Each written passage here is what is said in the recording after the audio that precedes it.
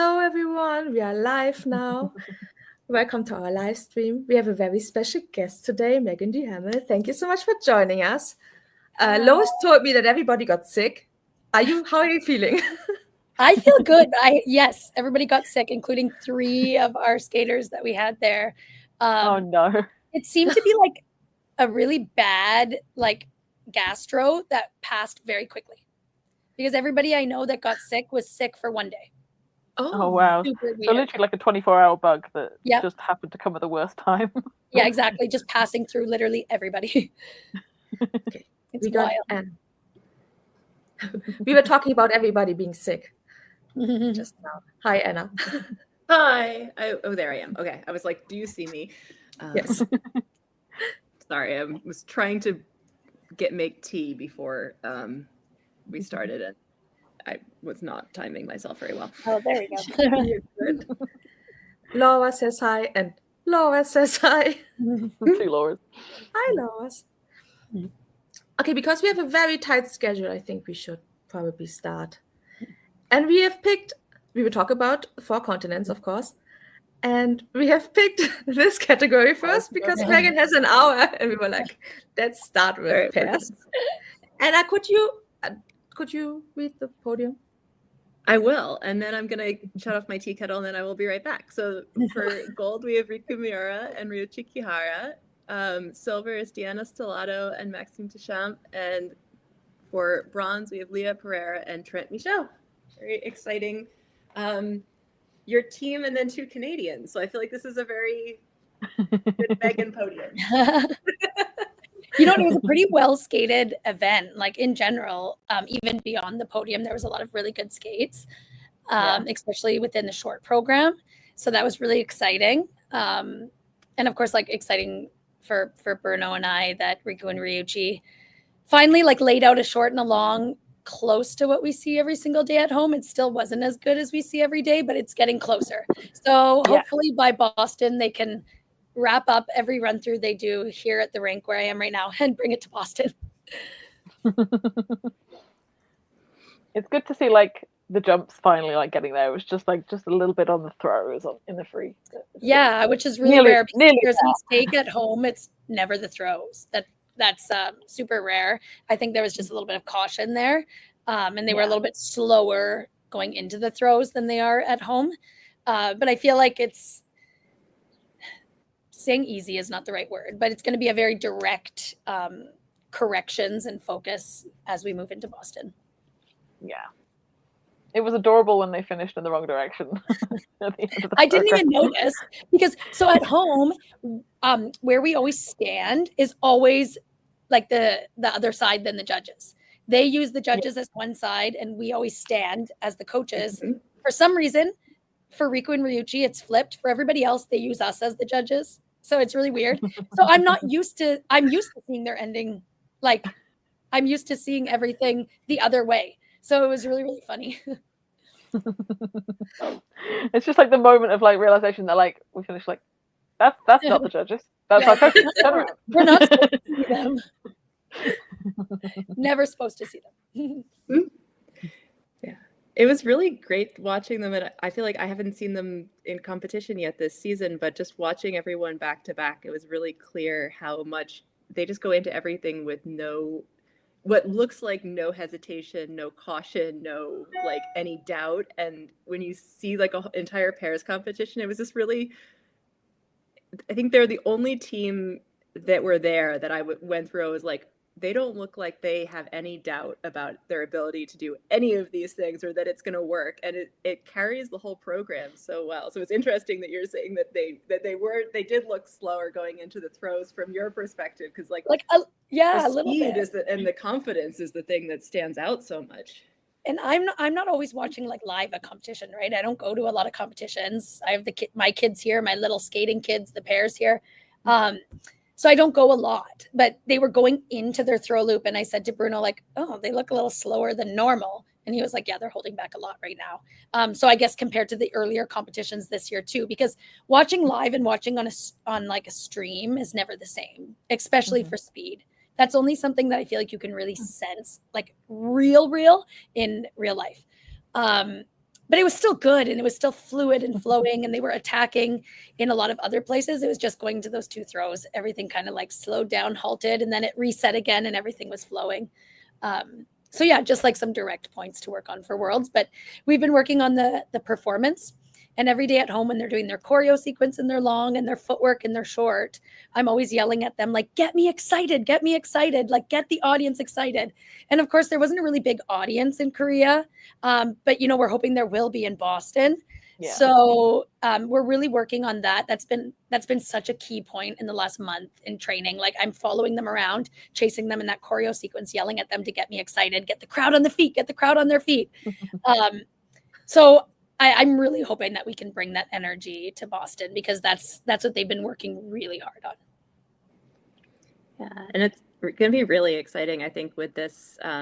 Like, we have 3, 4, 5 like real teams that all feel like they're hungry, and nobody's been perfect this season either. And so it's been kind of like, it feels very exciting to think it's like, oh, it's not clear where this is going to go for World. So I'm really looking forward to the pairs event for sure. I mean, I always am, but like, I feel like it's fun when there's like you don't know what's going to happen. It does make it a little bit more interesting to the viewer, right? When, you know, it's like, who's going to make the final group? You don't even know. Like, there could be a gold medal contender. There will be a gold medal contender that doesn't make the final warm-up group for the long, which in theory takes, I mean, it's like a lot of the opportunity. Metal Kina Barulava had such a bad short program of Europeans and had to climb all the way up to get onto the podium. Like, they were so like far that down. would knock somebody right out at Worlds, because you'd lose so much ground because the field is just so strong. And depending, I mean, I feel like seeing here that Leah and Trent do so well and sort of push themselves kind of up into that conversation. Now I'm thinking about which teams are going to be in the battle for 3 spots, and then it's like, I would have thought that I would have said, well, I think Canada probably is not in the battle for 3, but I'm like, oh, maybe. So it's it feels very very exciting to think about. It's funny you say that, because like we coach Audrey and Balaj, who are one of the American skaters. They didn't have their best competition, unfortunately, but they have so much potential. So we're like, we hope the US gets a 3rd spot. But then we have an upcoming junior team that's now senior in Canada, Kieran and Jazz, who, like, we put them in senior this year. They finished 5th at nationals. They are like an outside chance for a 3rd place, but you never know. You never know what's going to happen. So then we're like, we want Canada to get 3 spots too. And it's unlikely both US and Canada, like, mathematically can place perfectly to get 3 spots for both countries. But like, that's really what we're rooting for. And it's so much out of our control, which is just wild. So yeah, in like, for all purposes, very happy to see both the Canadian teams doing so well. I was very impressed by Deanna and Max's free. I think they've had some problems with those programs this year, not being very consistent. And considering, I think Deanna had like a little injury before she came out to the competition as well, I think like that's the best they've skated that free skate. I can't remember the last time they did a long that was actually that clean. Yeah. Like, their long program at Worlds wasn't that sharp and clean, like, technically. Of course, I think it had a little bit more energy and emotion in the performance. But I don't remember the last time that they did such a technically accurate and clean program. So that's obviously going to help their confidence going into Worlds too. Yeah. To, like, have laid that on the table under pressure before they get to Boston. Yeah, I was thinking that this was the first time that I had seen the free skate and actually kind of like, okay, I get where you're going with this concept. I've really not been a fan of their programs this season. And then this was the first time I was like, okay, I get where the building momentum is. They had a choreo moment where I was like, I see the wave. Like, I kind of was getting a little bit more on board with the vision. I was also spending a lot of time thinking, one of my favorite hobbies is trying to figure out what I think everyone's Olympic free skate music should be. And I really want Deanna and Max to go for a full like opera war horse full drama, because I think that like a Tosca or something like that. I'm just like, Deanna has that the intensity to pull that off. The intensity of it. And I feel like their programs this year are not making the most use of her intensity. Like, I liked her Cleopatra in some ways, even though I'm not a huge fan of doing Cleopatra programs, but I feel like that suited them well. So I don't know. I was thinking about that and how I want them to go down a very intense, dramatic, like I think she should be either, dead or have killed him at the end of the program. I was just thinking Samson and Delilah might be good. Yeah. That's something like that. Yeah. Yeah, I can see something like that. And like really like get the crowd into them. And the Olympics are in Italy, and I feel like the audience would really appreciate some classical skating music more so than maybe a Boston audience at Worlds, Yeah. I agree with Laura. I still think they should have gone back to Oxygen. Yes. Yeah. And also Laura is asking, did your pairs have problems with the ice? I heard the practice rink was much colder than the competition rink. The practice rink was freezing. The skaters could like see their breath as they were skating. It was awful. But I remember like I competed at that rink 10 years ago at Four Continents, and I remember the basement being so cold and uncomfortable. And like I have a memory of like the worst competition practice of my life in that basement. Probably not from the cold, but I mean, it doesn't help, right? The main rink was like warmer. It was slightly cold for competition standard, but it was still fine. I don't think anybody had issues in the main rink. I never heard anybody like say anything. Everybody liked the ice. I never heard any issues about that. But the basement was definitely cold. And like it was cold outside, and the warm-up area for the skaters was like in a tent outside. So I don't know how comfortable like that was for the skaters to warm up. You had to walk from like the tent into the rink, like through the outside and like your warm-up clothes, and it was cold. And I saw that one of the small, I think it was the small medal ceremonies were outside, and I just saw like a video of Deanna just like shaking even though she was wearing a coat. I'm like, take them inside, please. They look so cold. I think they do it outside so like the general public can come, like if they don't have a ticket to an event or something. But I know it was strange in that cold weather to do that outside. I was also really impressed with Leah and Trent here. I just wanted to say that I was not sure at the beginning of the season about either of their programs either, and they really have developed so much. I was thinking back to where, like, even last year, much less 2 years ago, like I would not have thought that they would have been able to do something that was this sort of choreographically ambitious and like really have the expression. And they've really improved so much in that area, and just it was great to see them doing so well here. I think that they like really redefined their look this year, and like really in particular for this competition and their long program. They've really grown into their long program, which in their first few competitions is a little bit messy. But yeah, I really enjoyed the long program right now, and I appreciate the short, even if it's not like my personal preference of style. I do appreciate their commitment to their facial expressions and their movements and the music, and that they've been consistently skating it really well. So I didn't see the upswing. So Leah and Trent are an interesting team because when they first came on the scene, like I thought they were going to be like the next biggest thing. Mm-hmm. And I was like, they're going to like hit the road with the bang. They had that great first season where they were like 6th at Worlds. It was just wild. And then their second season kind of like tapered off a little bit. Instead of like picking up steam, they kind of lost a bit of their steam. And I was like, oh, that's unfortunate that the team's not going in the direction I thought. But now in the second half of the season with nationals winning the free skate and then their great free skate here, I'm like, okay, maybe their upper swing is just taking a little longer to hit.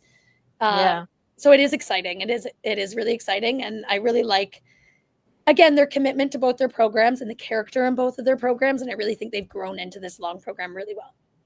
They have one of the few pair spins that I actually am like, that's a highlight in the program for me instead of just like an element to get through. That I like Danny and Ellie's too, but I agree with you that pair spins are usually like a struggle element to watch. And it's always at the end of a program where they shouldn't be. They should be just tucked in the middle so everybody forgets about them.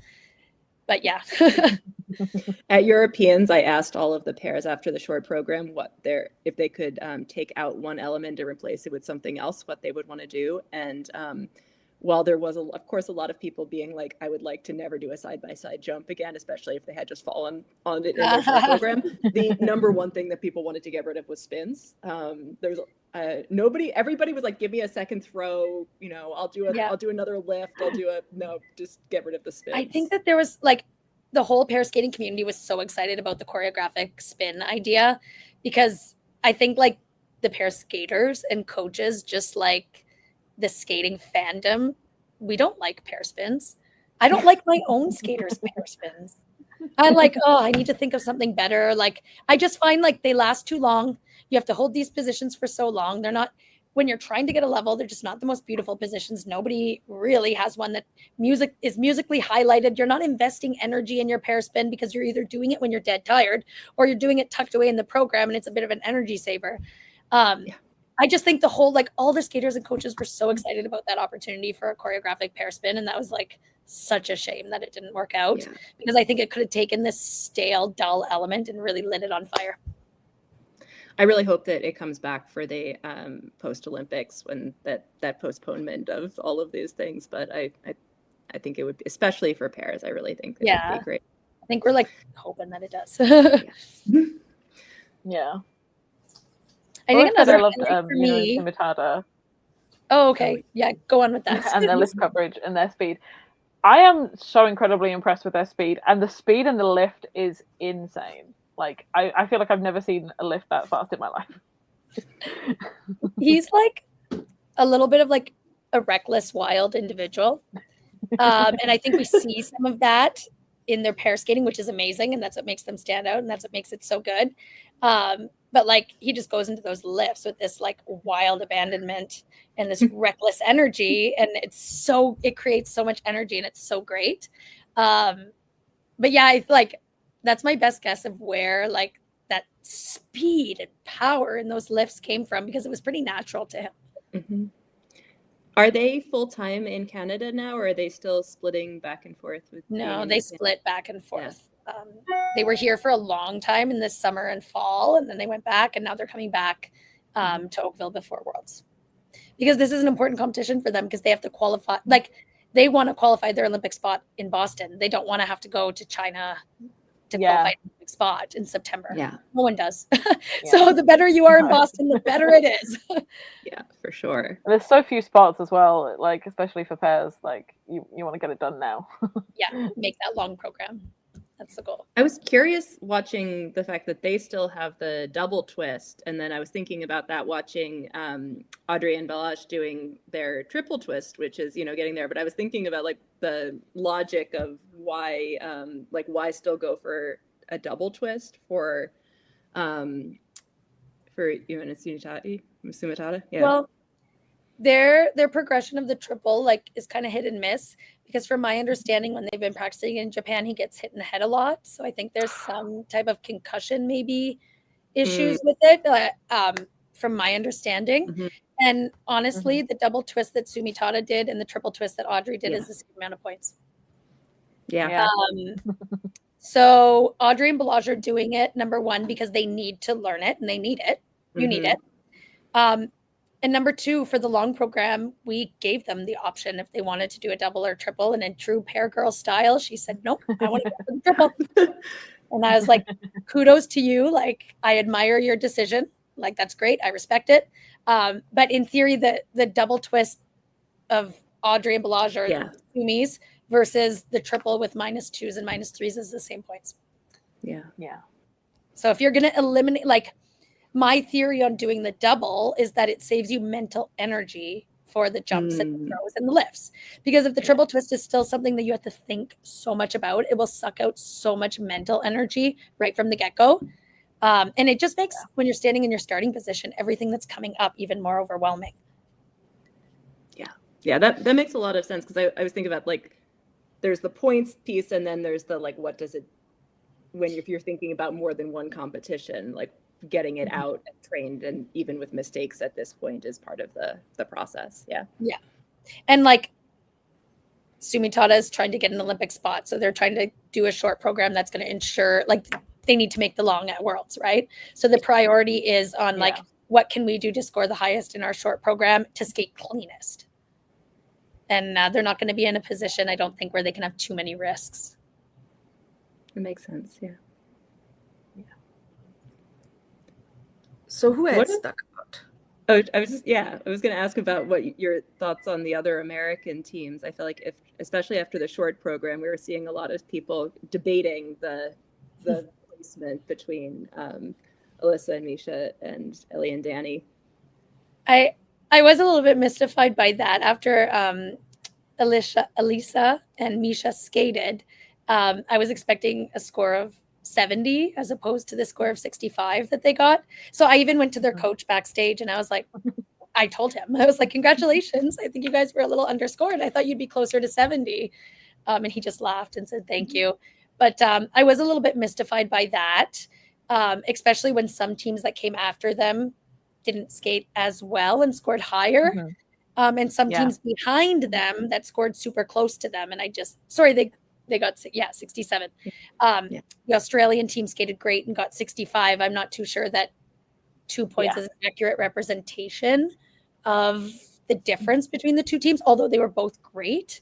I thought the Americans were very underscored in the short program. In my preference, I think their program is sharp, it's dynamic, everything but the twist was, in a +2 to 5 range of GOE with good levels. I just thought their PCS was maybe a little bit low. Yeah. I mean, I also thought Deanna and Max were a little bit overscored in the short program as well. I think they could have been a little bit lower based on the mistakes they made. But it wouldn't have mattered agree. anyway, I would say Efimova should have been higher than them in the short program, not in the long program, but in the short program. Yeah. It seemed like in the short program, a lot of what we saw was following some of the starting order, from my impressions anyways. Yeah, I think Leah and Trent should have probably been second in the short. Or Efimova. Yeah. I did go, like, when I watched it, because I did see a lot of people thinking like they should have been like top of the standings or whatever. I do think her footwork was a little bit unclean in places, so I kind of get why like the high regarded PCS teams of like Ellie and Danny maybe get that higher score, but in terms of cleanliness of the entire program, they were undermarked. I agree. Yeah, and I think they've in their free skate now that Elisa and Misha, I think, really are showing that they can be like the team that has the emotion and the heart and all of that performance quality too, where I think earlier they weren't necessarily like as able to show that part. And so I was like, oh, they have lots of technical potential, but maybe not as expressive. But I think that's really starting to change. And like with that, my perception of them as a team that's able to kind of push into that group has changed as well. I agree. And I think that Danny and Ellie, they're really able to hold their own and get these high scores, because if you think about the short program, they had 4 pair elements that are +4s and 5s, +3 4s and 5s across the board, level 4s. And that just garners so much points that even when there's an error, they have such a buffer because of the footwork, the twist, the lift, all of these other things that are gaining, the death spiral things that are getting so much like maximum quality points, that when there's a slip up, they still end up ahead of some of these teams that might have skated cleaner. Yeah.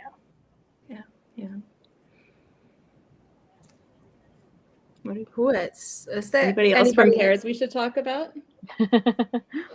I felt bad for Gemez and Korovin in that she's finally almost rotating the triple jump, like that she's not had that until like this year, and then just to lose it on the throws is like they would have got the world minimums if they hadn't have had the throw issues. Yeah, she landed a lot of triple sows in practice, and the throws in practice, like she landed a lot of them. It's very interesting because on practice sessions, he doesn't do any jumps. She's drilling her jumps, and he's just walking through twists. And then in the short program, he missed his jump. So I found that quite interesting. I didn't see him try a triple sow until the Sauco of the short. He may have tried one, and I didn't see all their practices, but it just seemed like she was like so committed to the jumps and he was not. That was just a little bit unfortunate, a little bit of a miss. Yeah, they're an interesting team because I feel like they have there's some things that are really high quality and then other things that are that aren't, and so it's very uneven with them. And so I see 30 seconds of a performance, I'm like, wow, why aren't they getting their minimums? This seems great. And then I'll watch another part and be like, oh well, yeah, that makes sense. And it's interesting to think about, like, what does like the pathway of progression look like for them. Yeah, and they've tried now, like they were in the States and now they're in Russia. Like they've tried different coaching teams trying to kind of figure that combination out. Yeah, they're gonna have to rely on Beijing to try and go for the Olympics now, which is not fun. And the thought of like skaters going to Beijing and having to qualify Olympic spots, I don't know why this year it just like stresses me out to the max. I was like, I could not handle that. Like there's so few spots, and it's like a do or die moment. Like, I don't know, the thought of it makes me sick to my stomach. And it's the fact that like there's already already one spot that you assume is going to a Russian team. Yes, so. Absolutely. Like, yeah, I don't know, all respect to the skaters, but it just really stresses me out.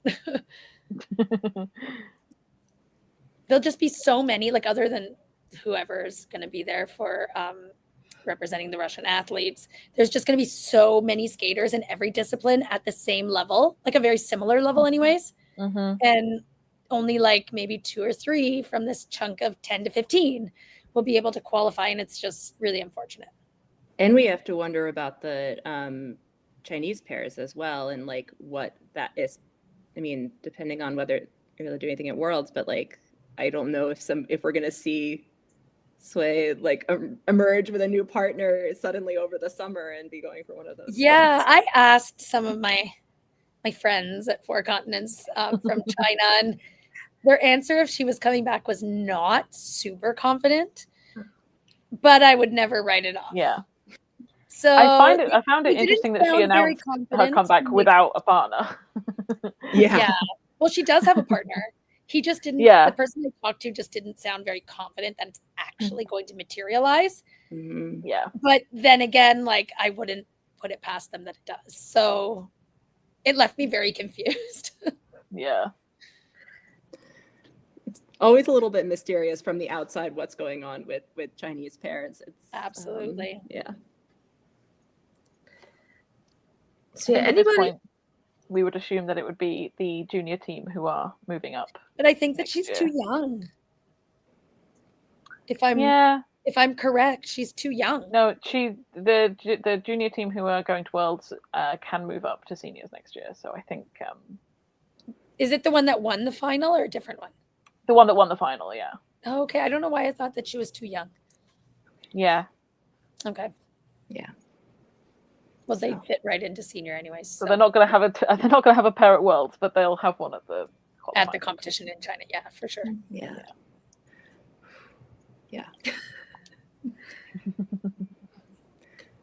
Should we move on to the next? To another next. Yeah, next. Probably move on. Yeah. I do want to highlight this comment by Totally Forkable, who said, "Can't wait to catch up, but popping in to say Meagan is the reason I got into skating. Listening to her on a 2018 podcast and watched the Olympics to support a fellow vegan. Been hooked ever since." Oh, thought that was sweet. Thank you. Nice. We realized how long ago 2018 was the other day, and it's like, I know, yeah. It's like, oh my god, that's 7 years ago. Yeah, we're already going to go into like another Olympic season, like a second Olympic. We've gone through like 2 Olympic cycles almost. Yeah, crazy. Do you have a favorite category you want to talk about, Meagan? It doesn't matter to me, like whatever you guys want.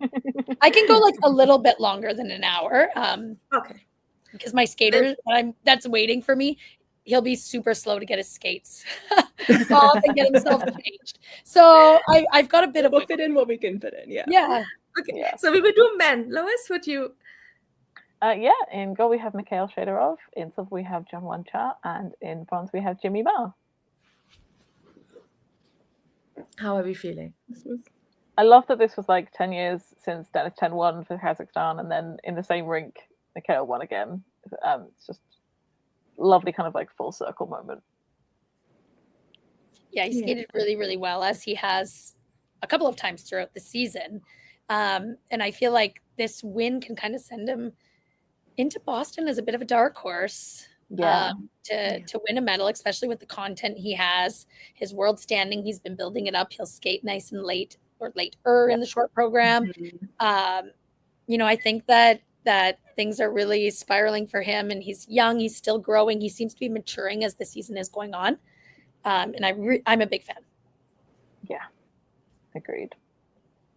Yeah, it seems like he's really going in a good direction, and his jumps are looking easier. Like, I wouldn't be surprised if we ended up seeing him in the future with the another next skater with a quad axel or something like that. He seems like he still has like lots of room to grow almost in that regard. Yeah. Sorry. I don't think there's a conspiracy. I think they played his teammates' music instead of his. I think they just got mixed up. Oh, that like everything's on the computer. They just would have clicked the wrong thing. They just picked another Kazakhstan skater instead of him. I have to say, apart from him, Jimmy Ma was really fun to see like deliver in 2 programs. And I was talking to him after the short program, and he was like, "Oh, I promised everybody I was going to do a good short and a good long in one competition here." And I was like, "That's a big promise. You must be confident." And he was like, I don't know. And I was like, "Well, you don't seem like somebody who's like a stressy competitor. You're super chill." And he's like, "Oh no, I'm so nervous. I get so stressed." He was telling me this the day in between the men's short and long program. So like after having that whole conversation with him, it was nice to see him go out there and nail one of if not his best free skate that he's done in competition. I was so happy to see that. I remember him at 4 Continents 2 years ago when he had kind of a surprise small bronze medal, and then it fell apart for him in the free skate. And so for like seeing, okay, here he was actually able to follow through on it is, it makes me really happy. And I feel like he came very close to having that with nationals and just wasn't able to quite follow through with nationals either. And so he's been very close to having a breakthrough like this for a long time. A lot. Yes, a lot. I feel like I constantly see him in 3rd place or 2nd place after short programs. And he never stays there. So that was really, really, really nice. And hopefully like maybe at like an aha moment to his skating career where, it kind of puts some of the missing pieces together for next season. Yeah, I really think they should be sending him to Worlds. It's so hard because I was feeling the same way. And Camden actually had a pretty good free skate here, and I was sort of like, I was back on board with him for a little while, and then Jimmy did so well. So it's tough because you look at it, it's like, well, neither of them are that consistent, and then you've got Jason, who is a bit of a mystery a little bit right now what his competitive shape is going to be like, and so it's just none of it feels very confident to me. I wonder if they're like planning some sort of skate off just to see where Jason's at compared to Camden or Jimmy. I assume Max is like out of the question for that, but you never know if he would be included in a skate off. Like, I just don't know what the plans are for US skating for the men and the ladies selections for Worlds. I think Isabeau's confirmed her spot after the Milan event. I know it's like a slightly lower score and maybe not quite clean, but considering she'll be in the final group anyway, and she'll get good PCS, I think it's a given.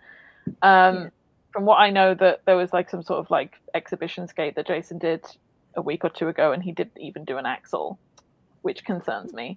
Even if you just want somebody make a free skate, I think Jimmy can do that. Yes, if Jason doesn't make the free skate, that is taking away their 3rd. Like, should the other 2 guys do really well and get the 3rd Olympic spot, then the 3rd man would have to go and get that spot in China instead of having had it like outright in Boston. And that's just another situation that like stresses me out to the max for these skaters. Yeah. World is so stressful this year. I think if you're wanting somebody to make the free skate, you pick Jimmy, because he usually will lay down a good short program. It's true. He's more reliable in the short program. He'll have the crowd in his favor, even if he's skating a little bit earlier. Like, never underestimate the energy of the crowd and how valuable that is towards somebody's PCS as well. Yeah, no, that's for sure. Like having the home crowd in Boston too, I think will be especially big for him and for the others in that position. But yeah, it's a hard choice because I do think that even I would say that Jimmy doesn't have as high of a potential on the PCS, and he just has the one quad, and so it's like he could do really well, but it's still like, whereas you could look at somebody else, it's like, well, probably you could get will his best be good enough? And I think after this, I kind of I'm on board with it. Yeah. But like they're both kind of a question mark. So it's just like, what question mark do you go for? Yeah. At the end of the day. I do think with Isabel, that I know we're jumping all over, or I'm jumping us all over by saying that, but I did feel like she was not being judged against the three at for confidence as much as she was being judged as like, are you at an acceptable percentage of yourself? Yeah. But it still is tough watching this and seeing like, oh, okay, she's not actually that far out, ahead of the rest of the field of the U.S. women. I think, looking at this, it made me think, well, I wouldn't be confident on that, on that Olympic spot if I were her, unless she is really able to solidify. I agree. But other men, we have. Well, June had great skates. So this is the one I wanted to. Obligatory Donovan appreciation comment. We have that. Yes, I mean, everyone always loves Donovan. And those two quad outs, I mean, they weren't around, but like they didn't look too far off. That was really cool to see him be able to sort of take that step forward as well. And this was like his third competition in a month. He was in Europe doing all sorts of senior B events, trying to back up some world standing points. So, I mean, he's been really, really busy. It doesn't help when there aren't enough people to compete against. Exactly. So they were trying with Bavarian and Challenge Cup and then going to Korea. So hopefully he has like a nice chunk of training now going into Worlds, where it's great when you can compete a lot, but it's not so great when you can't train efficiently in between your competitions. Yeah. So that's always like the battle, right? You want to compete a lot, but you want to have those chunks of time at home to make all the changes and adjustments and things that you need to do. So yeah, he'll have the time now before Worlds. Yeah. I'm impressed with June. I was kind of wondering how he was going to do with the tight turnaround between the Asian Winter Games and then coming here and having all of that pressure. And I mean, I think this wasn't quite as strong, but I do feel like he is rebuilding himself into that medal conversation as well. I think his free skate's one of the best this season, and if he can actually deliver it cleanly, it could be right up there. It seems like at the last two competitions at the Asian Games and at this event that his skating had like a little bit more like life and energy to it, if I can say that. I felt like earlier this season it was almost like he was going through the motions a little bit more, and now it's like things have come to life and they've started to pop and it's a little bit more electric. And then I mean the scores, technical and PCS have gone up because he's skating better. So it's the right time of the year for that to happen, that's for sure. Yeah. Speaking of Korean men, it's a real shame that Seong got injured in practice and is very likely out of Worlds based on the fact that he's going around with a sling on his arm now. But Young did really well here, so I feel like he is going to do well in that position going into Worlds. Yeah, I saw Hyung-Yum went back to his short program from last season here, which was interesting because I do like it. I think it was a good program for him, the music. But he had, I think, a short program earlier this season that was kind of challenging him more, and he went back to something that was a little bit more of his like junior safe space for this competition. So I'll be interested to kind of see what they do with him for next season. Like, does he continue to try to take more like more choices that are going to try to stretch him and try to make him, seem like more of a senior, or does he sort of keep going in this vein that he's like, seems a bit more like he can just kind of relax and skate? That's a bold ask in an Olympic year. It'll be interesting to see which skaters kind of choose to step out of the box in an Olympic season and which skaters will choose to stay safe, and there'll be some of both, but it'll be interesting to see the mix. I think he had a little bit of a, that like, doing so well as a junior, and then realizing that doing so well as a junior doesn't necessarily put you into the same conversation as a senior. And so then trying to figure out like, well, in what ways does he have to push himself to do it? Just skating sort of clean and safe wasn't enough. So it's that transitional time. It's kind of interesting, but I think he's a skater that I'm excited about for the future. I think he has a lot of potential. I agree. Yeah. I want to give a lot of credit to Matthew Newnham, who didn't have much preparation going into this event because he only knew about 4 or 5 days in advance that he was going to be going, and had a great short program. Obviously, the free wasn't quite as good, and he hasn't been competing a lot internationally in the last couple of years. So that was a really big opportunity for him because he didn't do so well at nationals, but we have like no guys at the minimum score, so he was called up. And of course, he knew he was an alternate, and Ravi, being such a strong and stable coach, he still had him training a little bit, not like overly training, or not, I guess you can say like aggressively training, but keeping his feet on the ice, doing some short programs, doing a few long programs, keeping the triple axel up, staying healthy. And it came in, like we saw that in the short program with such a strong performance. But of course he's going to need like to deliver in the long program better than nationals and better than this competition. He needs like a strong season behind him. He needs more mileage competing a long program internationally. And he didn't compete at all, I don't think, since the summer until nationals. So that was just a little bit too long. Yeah. I really hope that there's some, that this is encouraging to him, and it's encouraging to Skate Canada in terms of trying to get him some more competitive opportunities, because I think he's really got something very special. I enjoyed his skating a lot here, and I hadn't really, noticed him before because he hasn't had those competitive opportunities. But there aren't that many skaters that I will see, for the first time in a competition like this and be like, oh, I'm going to remember you. I will look for you in the future competitions. And that's how he impressed me here. Mm-hmm. I agree. I hope that he has more opportunities. I was kind of hoping he would turn out to be the top man here, just to kind of throw a whole wrench into the world selection. Because I was like, what would they do? It would have been wild. It would have been wild. I just thought, I don't know. I was like, I just throw a wrench in there. I hope Matthew Newman comes out on top. Not because I wanted to wish ill on anybody else. I just thought like it would just, make the whole situation even more crazy. Yeah. I'm sorry, I'm going off on another tangent, but I'm curious about your take on this, Meagan. Why aren't there any late season competitions in the US and Canada? Like, so many small European countries are throwing, like Romania has 2, Latvia has 2. Like, why doesn't the US and Canada host a competition sometime in January, February, and just we've asked like why they don't host them? In the US in the summer, they do have like international panels in Philadelphia and in New York for John Nix. And like there's a Placid, there's a few competitions in the States in the summer that have international panels. So number one, we've asked why we don't in Canada.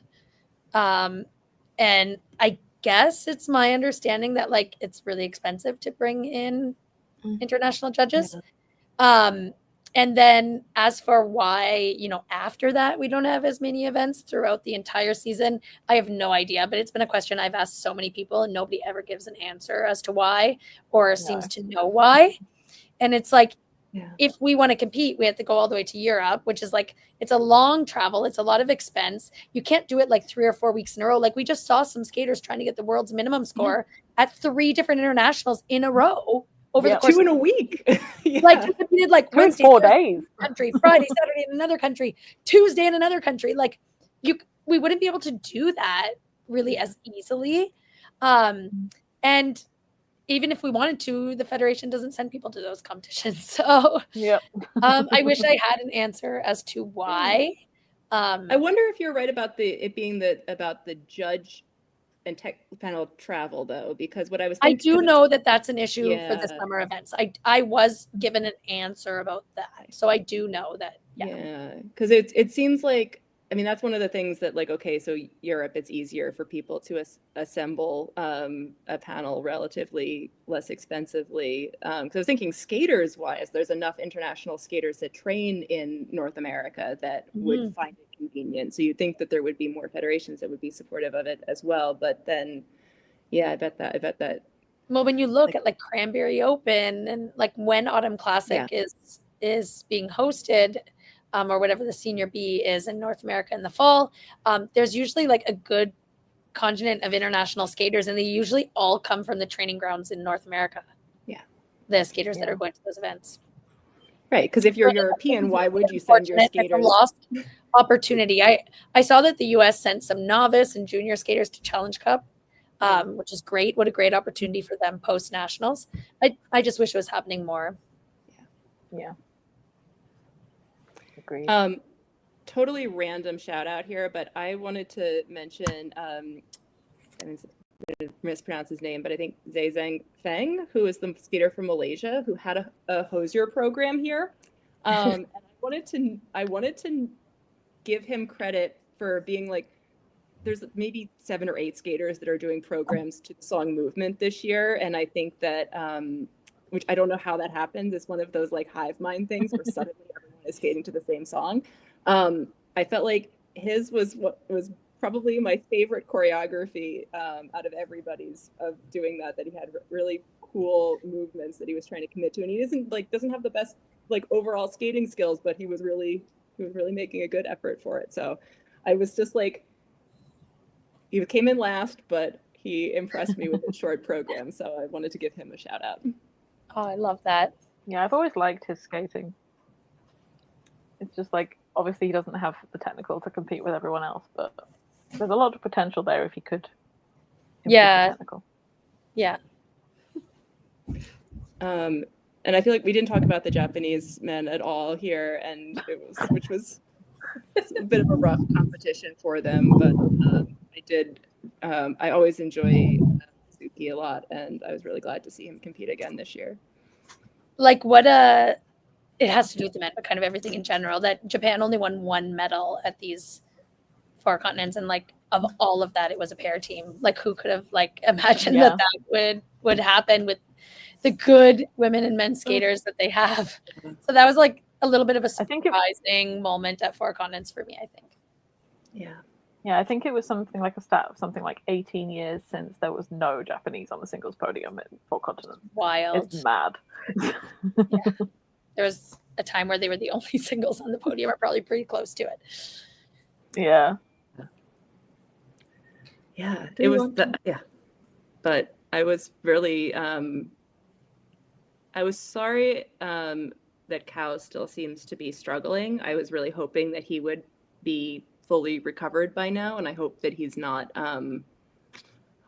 rushing that. I hope that this is just, where he is on that path. But I enjoy him so much, but I want to enjoy his like slightly reckless energy without being afraid that he is like actually breaking himself while doing his programs. So I feel like it's been an unfortunate like snowball effect this season for him. So hopefully now he's able to like take a big hit the reset button for his body.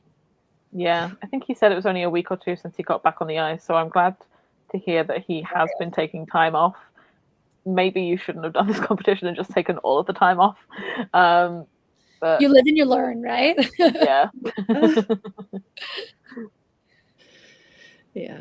I mean, I don't know him, obviously. I only know like the little bits and pieces of anecdotes that we get about him, but he seems like he has like such, I say with affection, like chaotic energy all the time, with the stories about him like throwing away his phone in the Burger King trash can, and like a bunch of, he's like telling these stories in the press conference and stuff too. So I was like, okay, this is, take it easy. It's a long season. It's a marathon, not a sprint. Yeah. Next category? Yeah. Okay. Mhm. And would you do the podium? Sure. So we had Cheon Kim for gold, Brady Tennell for silver, and Sarah Everhart for bronze. Another kind of interesting, somewhat unexpected podium here, but it was a really exciting and I think really great free skate here, especially for the last couple of groups. I have been like a longtime fan of Shay Young. I'm probably going to say it wrong. Excuse me if I do. But a longtime fan of her, like for all the years she's been competing, which has only been a few.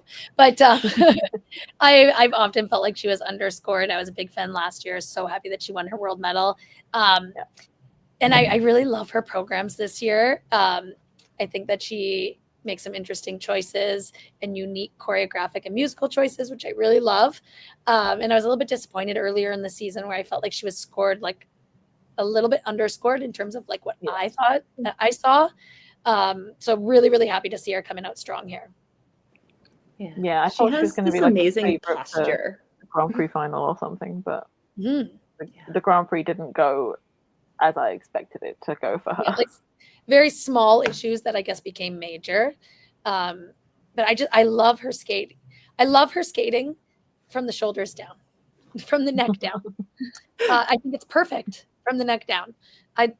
I'd love to see like her face as invested as the rest of her body. Yeah. Because she's amazing. Yeah.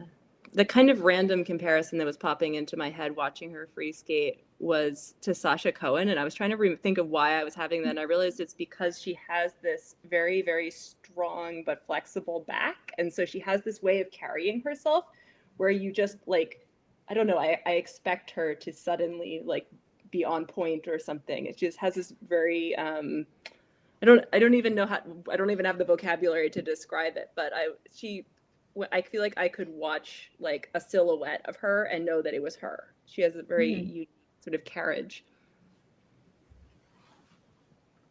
She does, but she combines it with such sharp movement this year in her programs, which I love. Yeah, I especially think like the Tron program is just perfect for her. Like the minute I saw her do that program in the autumn, I was like, this is the perfect choice for you.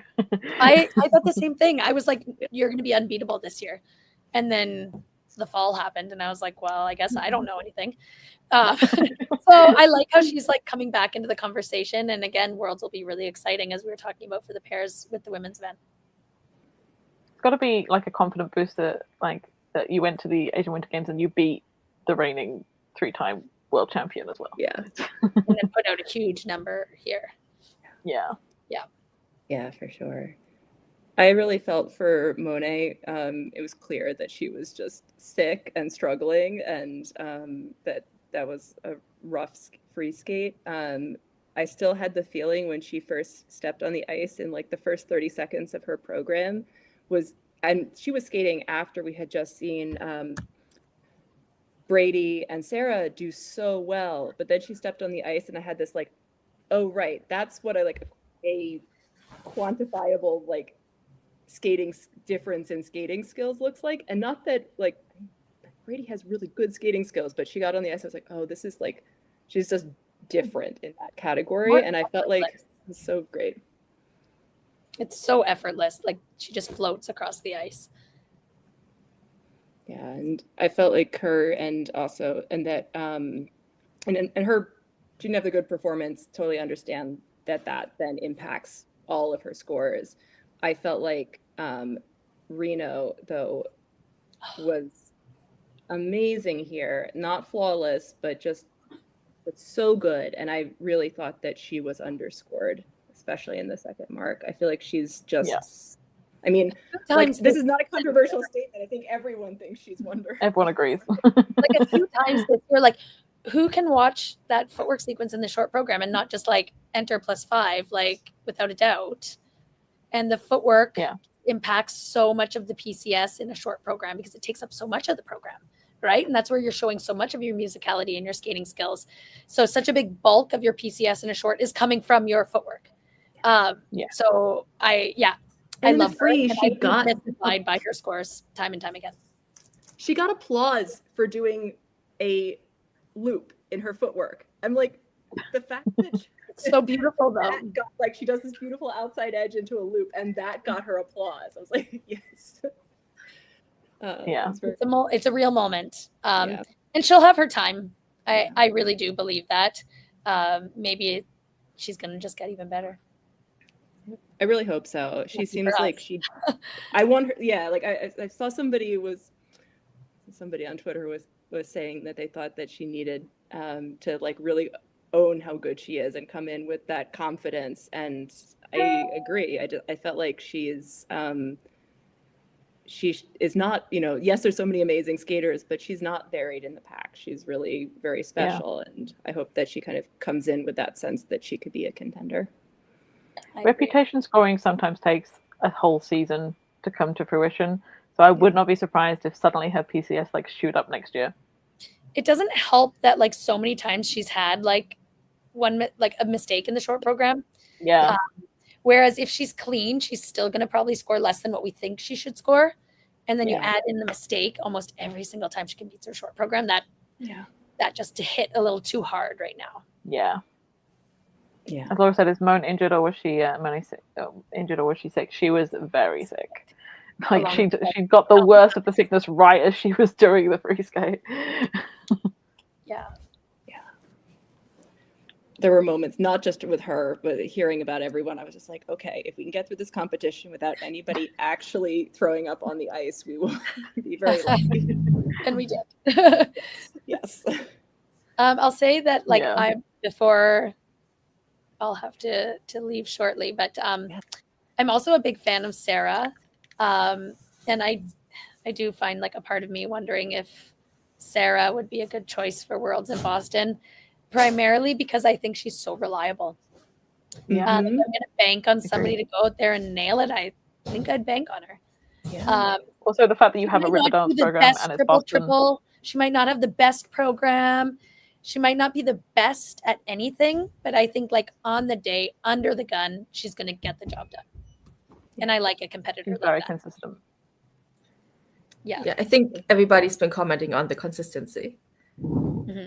It's basically what won Sofia Samodarova a European medal that year before all of the new Russians had come up and took over her. She like literally went through the entire season without falling on a single jump and then won the European title. Yeah, consistency is everything when making a first impression, right? Or making any impression.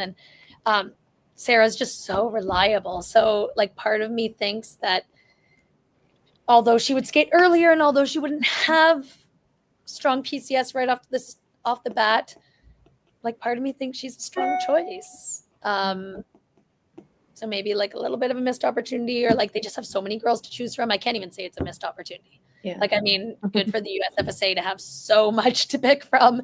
That's so good. I don't know. I just think that she would have been like, if I was going to a meeting, like I'd fight for her to be on the team. Yeah. James is asking, what are Meagan's thoughts on Canadian women? Oh, yes. Well, it was nice. Like Sarah Mode had 2 pretty good performances here, a great short and a fairly strong long program, which we don't usually see her string back to back, and she scored very well. So good for her. She's done, I think 4 continents is like her competition. She usually does 4 continents. So I guess she has like this quiet confidence about the competition, but hopefully she can bring that earlier in the season next year and then build on it instead of kind of towards the end of the season. It's unfortunate for me as like a skating fan to see Maddie struggle, because I think that she has so much potential, and if she would just nail it, she like consistently, she'd just be a world top 10 skater, because she has it. She has all of the ingredients. She has all of the ingredients. She just doesn't put all the ingredients in the same recipe when she competes. You know what I mean? I felt like she was a little bit undermarked on the short, and I know she was sick as well. She's one of the many people who have got sick. It seems to have really hit the Canadians pretty hard. Yeah. She's been in trouble in the short program this season. Like I think almost every competition, or maybe every competition, getting level 2 footwork. The spins are consistently at level 3s. And when I rewatch, although I'm not a technical specialist, when I'm counting the revolutions and the spins or the features, I'm also coming up with a level 3. So, and then the turns in the short program, I don't know. I don't know. It's so hard to do all those clusters and all those turns and changing directions and all of this stuff. But I just feel like that's a lot of points lost in a short program, even when jumps are done, when you're getting a level 2 on your footwork and 3s on your spins. But like I said, I just think that like her as a skater, she has all of it. And it just, all the ingredients need to go into the same recipe. And just, they haven't yet for her, or they haven't since Beijing for her. Yeah. Which has just been like frustrating to watch. And I'm sure so frustrating for her to experience as well.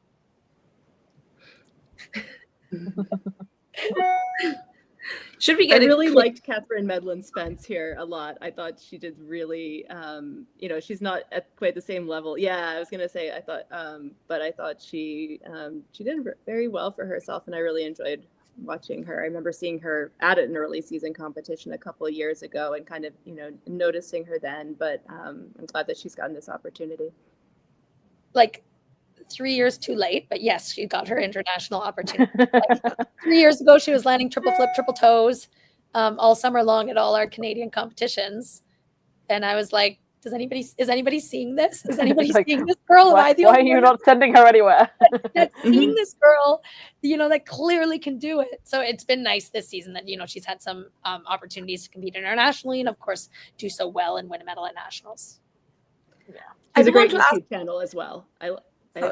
She has a coaching, or not YouTube, Instagram. She has a coaching thing where she shares lots of like tips and exercises and stuff, which is really cool. Mm-hmm. Before Meagan has to leave, I want to ask her about the ice dance podium because it was very Canadian. How were we feeling?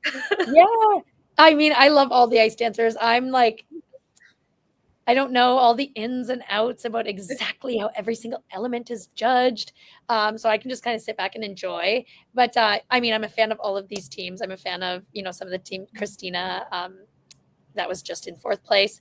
And I think that like the biggest statement that seems to be happening this year is I think that Marjorie and Zach are slowly building themselves up, you know, to take on the ice dance world shortly. And I think that's really exciting. I really love their powerful dynamic skating and their programs, choreography, their commitment to the energy and the emotions in their program. But I'm like forever in awe of Maddie and Madison and Evan continuing to like give it their all after so many years, and that they just keep finding ways to get better and better and better. And I find that super impressive. So I didn't want to switch but before you have to give you and I do have to go. So thank you girls so much. Thank you everybody. And we'll chat next time. Yeah, thanks so much, Meagan. We would love to have you back. Yeah, anytime. Thank you. Bye. Bye everyone. Okay. We can go back to women now. I just wanted to hear some. Okay. Yes. I was gonna say I have more thoughts about women, so but I'm glad we got a little bit of continue talking about women. I was having because I watched, so I didn't watch any of Four Continents live because the timing was terrible for North America, but I did watch the women without being spoiled to the result, which helped me, and I felt like watching these free skates was a really interesting opportunity for me to think about like how I would judge everyone's PCS, because like how would I judge like multiple clean back-to-back programs was was a really interesting thing. And obviously like I'm not in the rink and so I don't know, but I had this feeling of like, okay, I think that, and this is not going to surprise me, I think that Wakaba is underscored in PCS. Always. And because she doesn't have the glide or the precision or the like, so doesn't have these like things that you can point to as easily, but then in the overall of what she does, it's still so compelling. And I feel like even with a mistake, and that kind of knocked a little bit out of this program, she was still so good.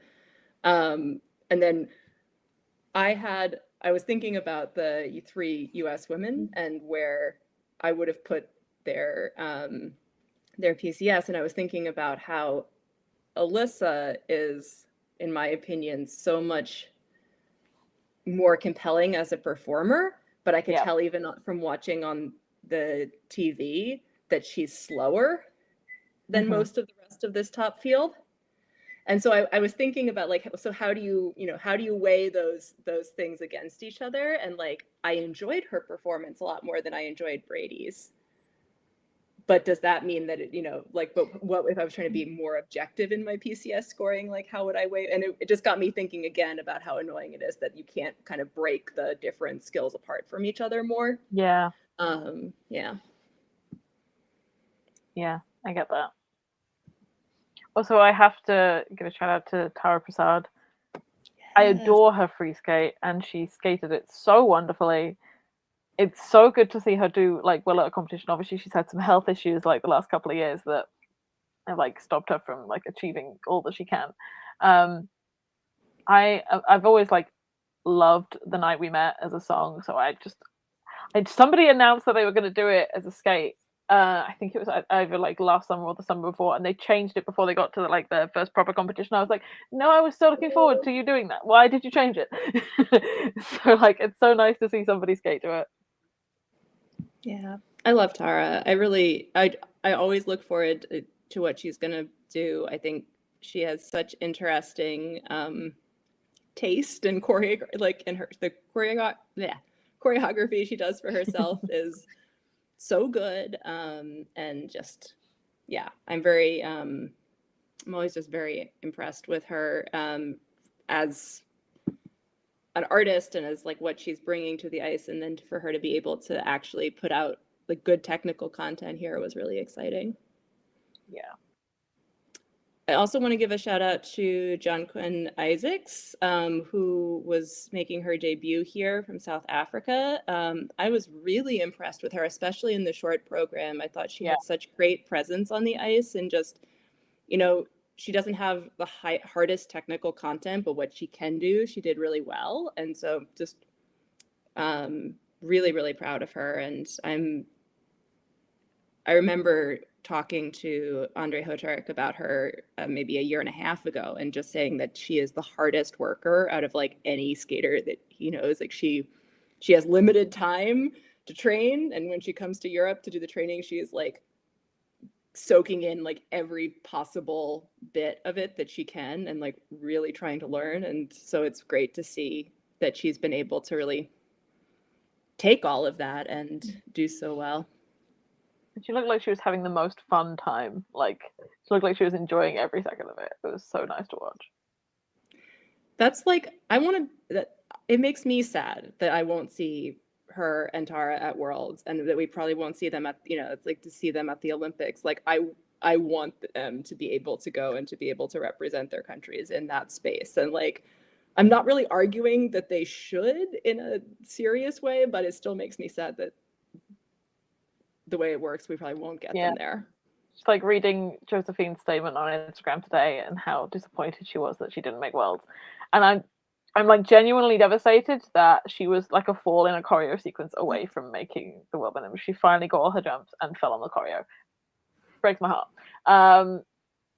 Because like, could she potentially get a spot at the Beijing competition? Yes, because she's beaten plenty of people who are qualified to go to Worlds this year in like competition. Yeah. The problem then is, will Sweden send her? Which is probably no. Yeah. It's so rough for her, and I felt the same way for Walter, where it's like this is probably their last chance, and maybe they will, they're not done forever, but like this was, it's not just, oh, we'll try again next season so easily for skaters in that position. And just I'm down with the technical minimums. I think it should be a combined score. It's stopping high PCS skaters from getting to Worlds. I mean, honestly, what it says to me is that we've decided that the real measure of your value is your technical ability, and that the PCS is, oh, well, if we included the PCS, then maybe it would be too subjective. And it's like, well, either you've made PCS not subjective with the IJS, or you haven't. So what have you done? Because it feels like it's one of those places of like slight hypocrisy within how the different parts of the IJS and the way the competitions formats are. And it makes me actually, when I think about it, it makes me really angry. And I understand the need to have some cutoff and to have shorter competitions and all of the rest of that. But I think that it shouldn't be purely technical, or if it is technical, then we should be giving higher technical value to the spins and the choreos and the step sequences. Yep. Yeah. Agreed. Yeah. Anyway, soapbox moment over, but yeah. Melissa is asking a question I can't pronounce, so please somebody else read it. I don't know the word either. But no, you earn what you earn. The only extras you get is an extra spot for the team event. So Melissa was asking, skating doesn't have the tripartite invitation for underrepresented countries, right?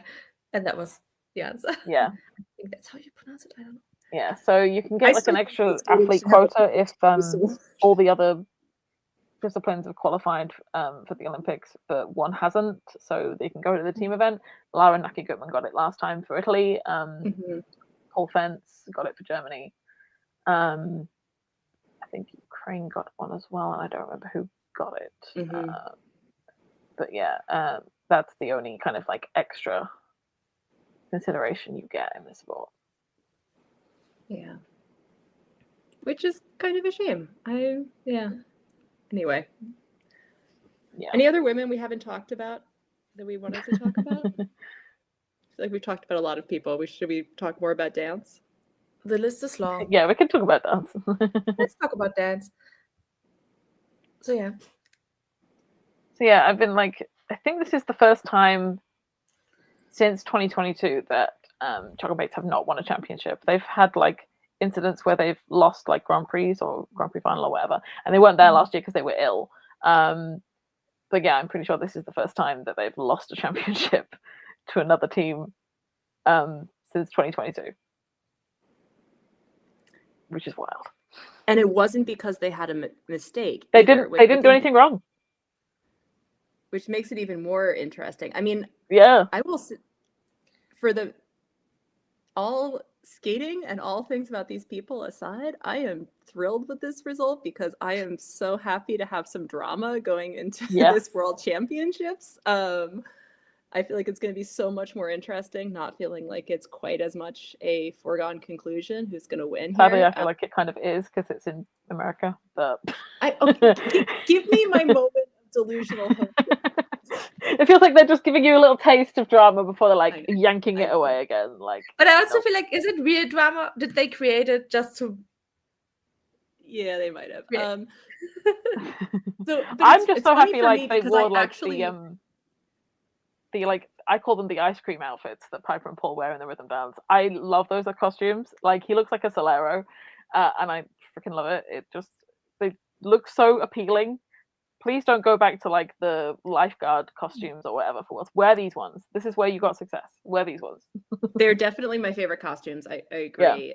That program is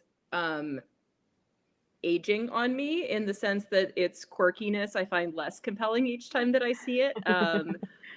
Which often happens to me with their rhythm dances, that like the first time I'm like, oh, that's so fun. You're like leaning so hard into this. And then I slightly start to get bored of it by the end of the season. I still love their free skate.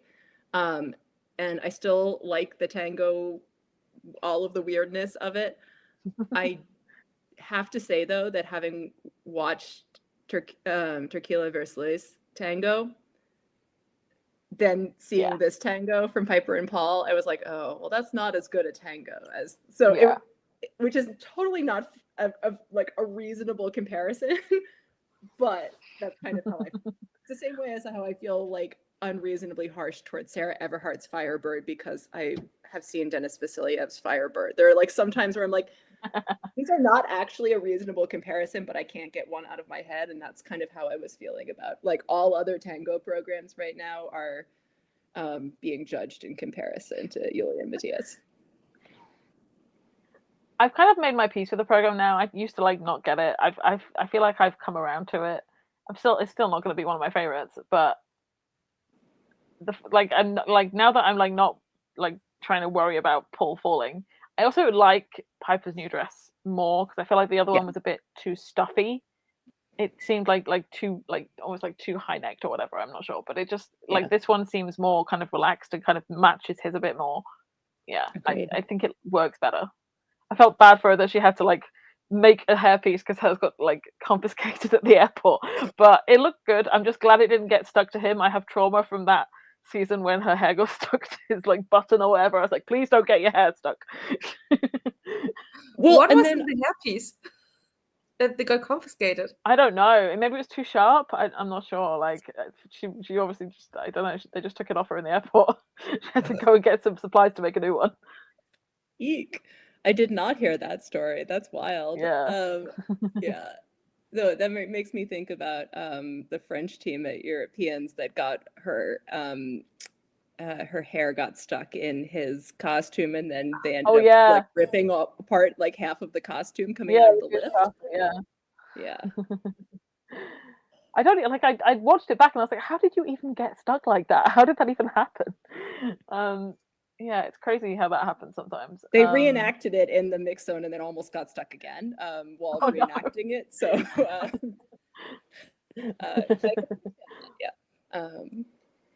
how do you agree with Melissa? My hot take is that I always think Lala should be winning between Lala and. It would have been really interesting to see what their score would have been here had she not had the twizzle problem in the free dance. Yeah.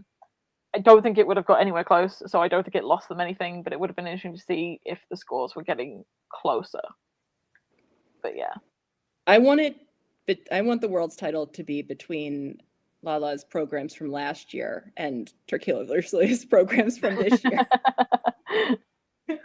and then the June free dance somehow gets like up there as well, but I'll see how I feel about it in person. I hope that it's really good at Worlds, but I'm still not sold on Sound of Silence. It doesn't, I don't know. I don't think it's their best program ever. I think it's fine. I like it because I like their skating. Yeah. But I wouldn't go and say it's like one of the best free dances of the season. I can't think of any moment of the choreography that I can remember. There was nothing in it that felt like, this is gonna sound really harsh. There was nothing in it that I felt like was new or original for them or in general. And so I felt like I want more from them, especially as I want them to break into the top teams here. Yeah, I think choreographically they've played it a little bit safe this year. Hopefully to then do something really good next year. I'm still pulling for, at some point I want Zachary to compose something for them to skate to, because I know he's a great pianist and musician. So I want him to compose something. That would be very cool. Yeah. I know that everyone is sick of putting the Virtue Moyer comparisons on them. I'm not sick of it. Continue. But some people were posting. Somebody was posting lots of clips from Virtue Moyer's Mahler this week, and I was thinking, I was like, that's what I want. I want I want like good serious classical music that they take like, I don't know. I think it's like, and I don't mind gimmicky programs, but I feel like give me one program that shows your fun side, and then I want a program that like I don't know. They feel bigger to me than the programs that they have sometimes. Yeah. It needs to be grander. It needs to be more more established. Prayer circle for him getting rid of his beard. I love like that somebody like asked him like, why do you have a beard now? It's like, I don't know. I've had it 2 weeks. I like the theory that they're trying to like show the judges that, guess what, we're actually adults. We're not kids still. Please score us like we're adults. Yeah. I definitely saw that. I mean, I felt like between that and Kevin's mustache, there were some interesting facial hair choices that were happening. Yeah. I also saw somebody say that he looks like Luke Economides. I don't quite see it, but I see it a little bit. I see a little bit of the comparison. I think his hair needs to be curlier to look like Luke. Yeah. I had to Google the beard just now. I don't hate it. It just doesn't look. It just doesn't fit. I'm gonna put the podium back on. Yeah, it doesn't look like Zach. It doesn't look like Zach. But it's kind of weird because if you go back in time and you look at like the early days of Fear and Gibson when Lewis didn't have a beard, he looks so like naked. Like Lewis is the beard. That's really funny. Yeah.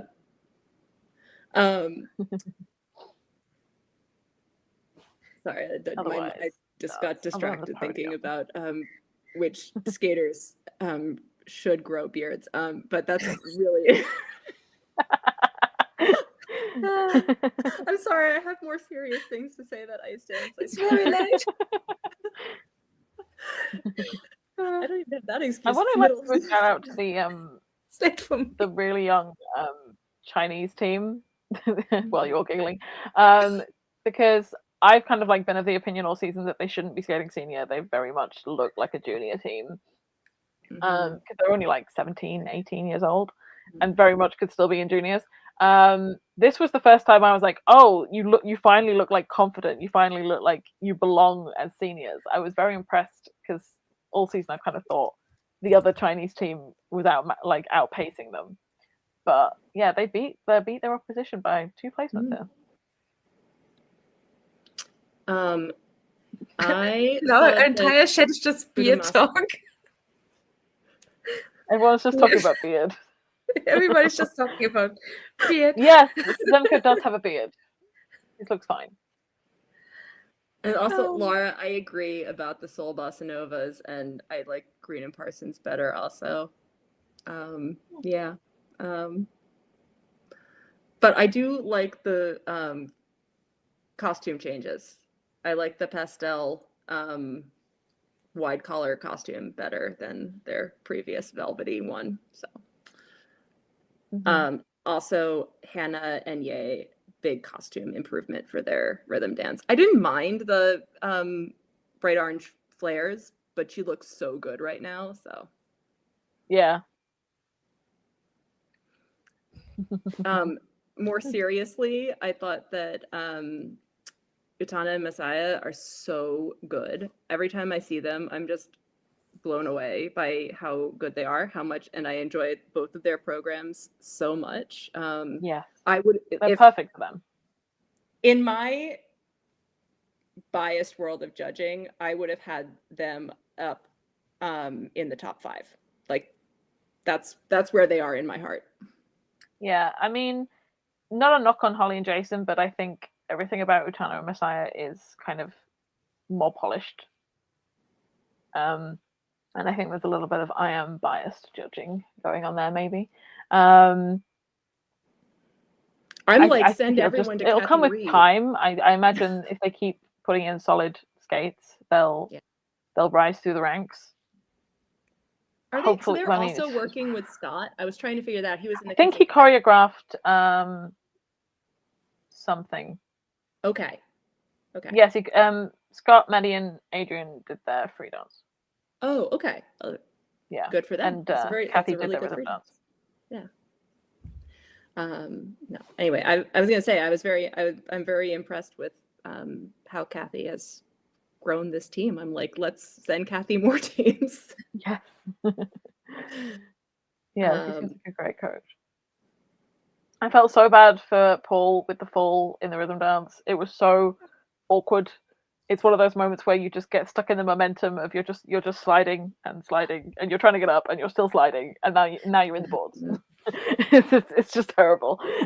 It's like, yeah, really unfortunate, and right in the middle of an element as well. So like they've been really unlucky with falls this year. Now that it's ironic that they are kind of up there as the third team and they've been like hampered by falls.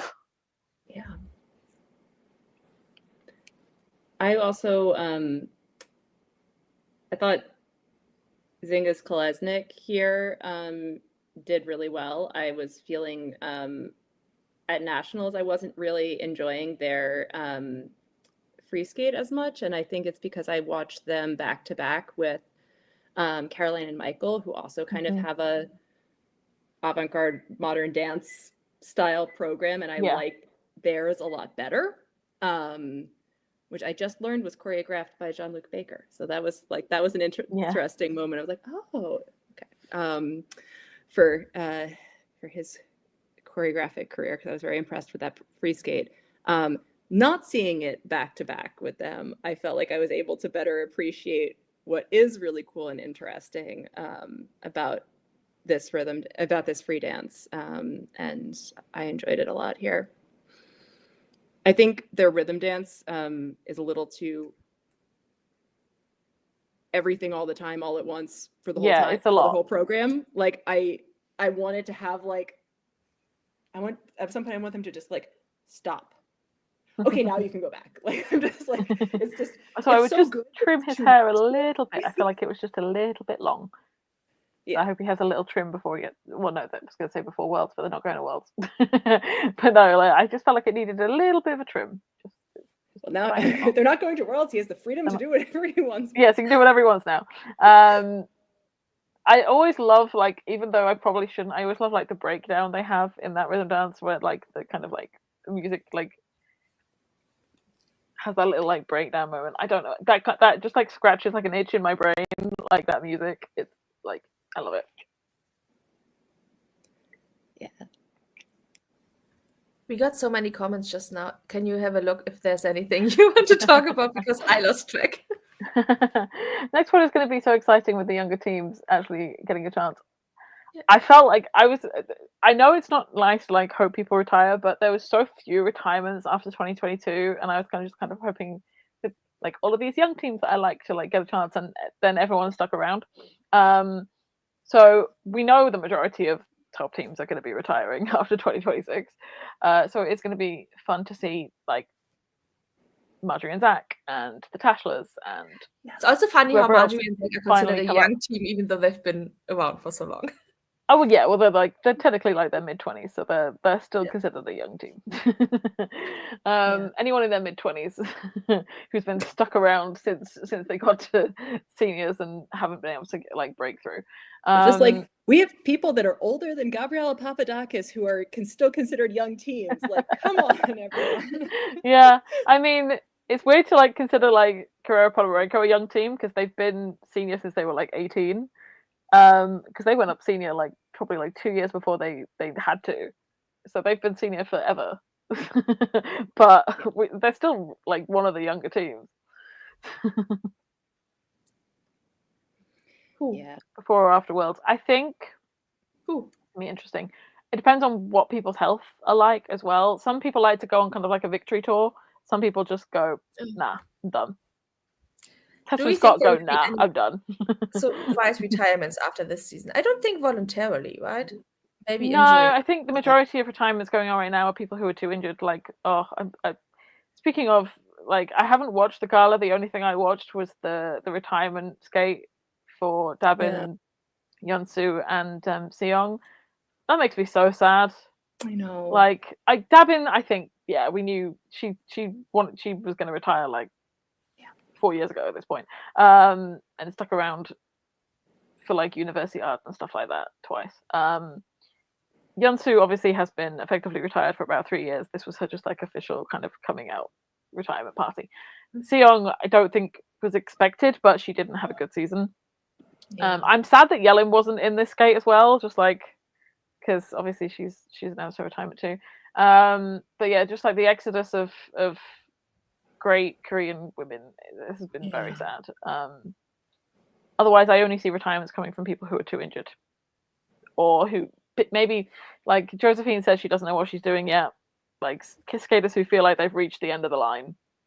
But yeah, I would. My fingers crossed, because she kind of told us she was retiring, but I really hope she doesn't, is Yuna Aoka. I really hope. Yeah, I hope she's sticking around. I think she said that kind of as like an immediate thought, and then everyone was like, no, please don't do it. She was like, I haven't officially decided yet. I'm like, please don't. You're gonna have assignments next year. Please stay. Yes, There's still a chance. I think Luna will be back next season. What shape she'll be in is debatable. I hope she manages to regain her form. She will be back. I was glad that she posted that the surgery was successful. I think it was interesting, like hearing where, like, taking with a grain of salt, like how her coaches and like how Adam Solia was talking about her. It sounds like they really think she's going to come back, and that this was her. That it was just like the injury that she was having was like a tendon or a ligament or something. That was just, she like just could not get the pick on the flip or Lutz, but it's fixable, and like, so I'm like, okay. Yeah, she had a really bad ankle injury years ago. Hope for it, yeah. Years ago, and she was able to come back from that. It took her a long time. Maybe she won't be at top form. Yeah. This all depends on Nina coming top 10 at Worlds. Because Nina gets top 10, then Luna can go and get her spot in Beijing. Sarah? Coaches aren't sure of going to 2030. Don't tell me that. Don't tell me that. I saw that as well. That makes me upset. Don't tell me that. I need the Tashras to stick around.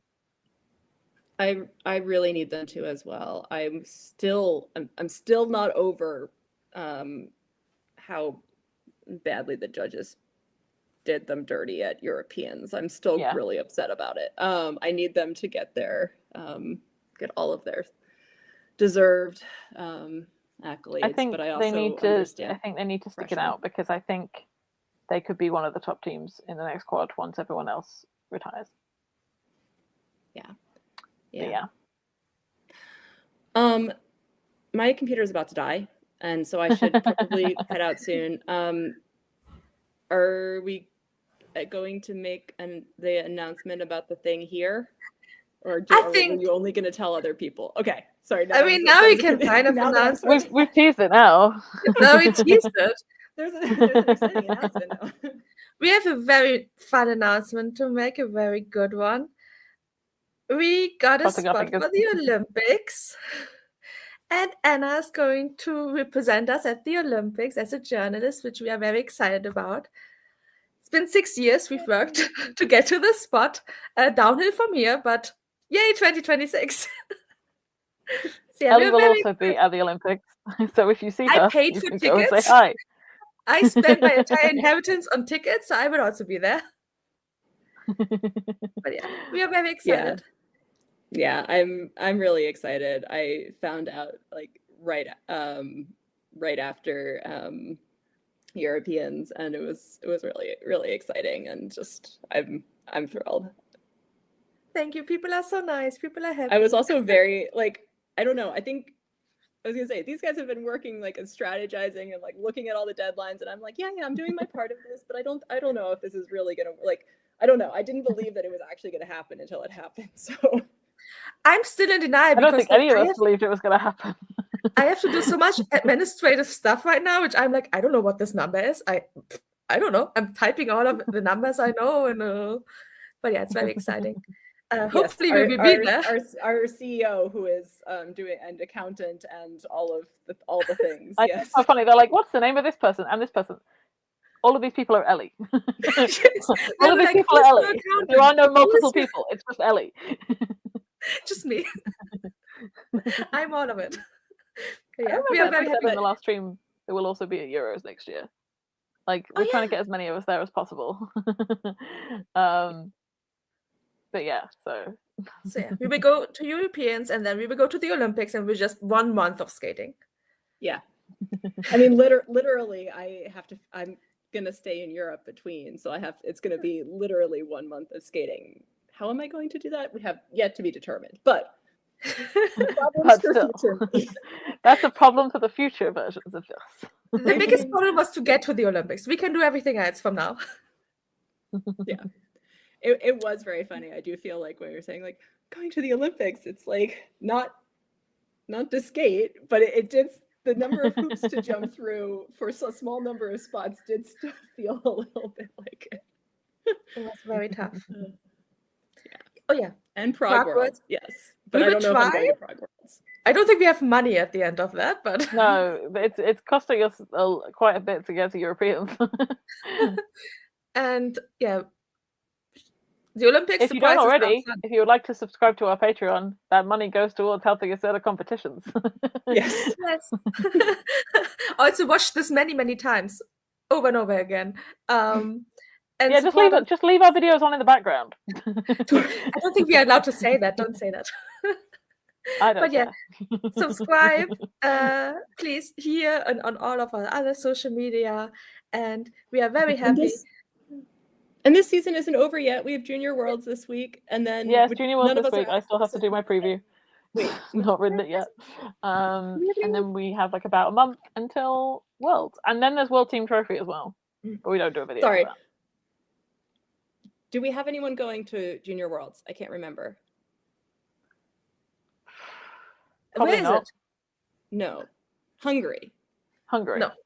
Okay. So yes, it's this week. Sarah, I told you 2 weeks ago. It was the week after Four Continents. I did tell you that. You were like, wait, what? I was like, it's literally the week after Four Continents.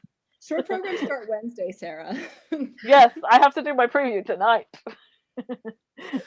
I'm going to go to Worlds in Boston, though, so if anyone's there, say hi.